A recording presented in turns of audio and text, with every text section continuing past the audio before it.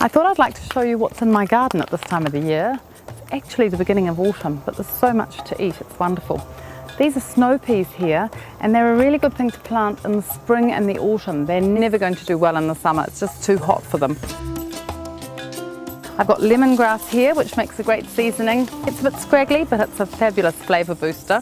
Around here I've got a marvellous bean crop. I'm very pleased with these beans because if you keep planting beans through the season, like potatoes and lots of other things, you'll get a crop right the way through.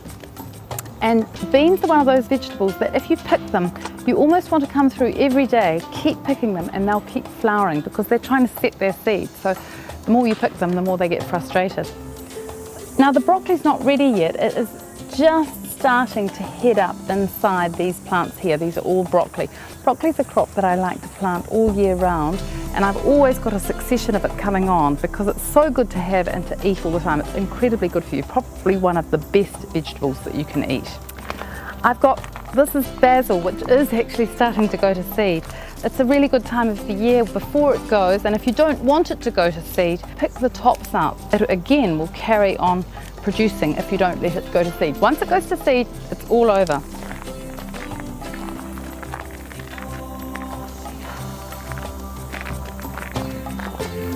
Now over here, these aren't looking all that happy. I do need to give them another water, but this is rocket, which is going to grow and produce for me over the winter. And what I always try and do with the garden is to create a succession of planting. So I've always got things that are just starting out, and then I've got things that I'm eating. And because we grow organically here, it's very important that you provide the right nutrients for the soil. Before I planted these, I gave the soil a really good feed with sheep pellets and some blood and bone and a little bit of dolomite, just the slow release lime to sweeten the soil, and lots of homemade compost. It's pear season, and these are Von Cretian pears, and you need to pick them before they're ripe. If you pick a pear after it's ripe, it's always going to be mushy and the texture will never be nice. But I find out here I need to pick these often because the birds are getting into them.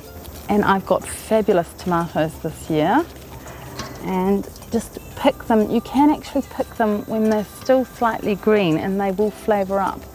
So if you pick them at that colour there, you'll still get a good tomato out of that.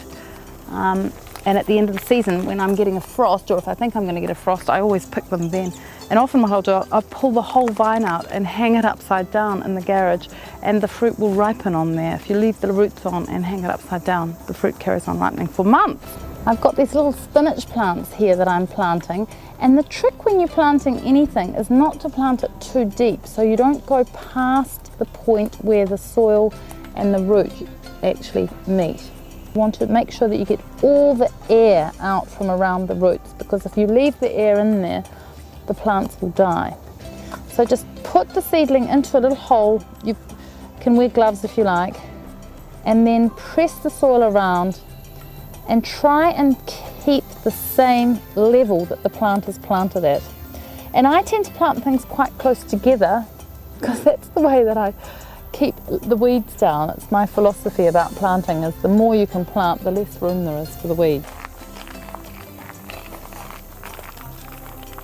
Okay, and here I've got this nice little Asian green which is called tatsoi. Grows really quickly, really good to grow over the winter, and it's a plant that you just keep picking the leaves and cook it like spinach. It cooks really, really quickly.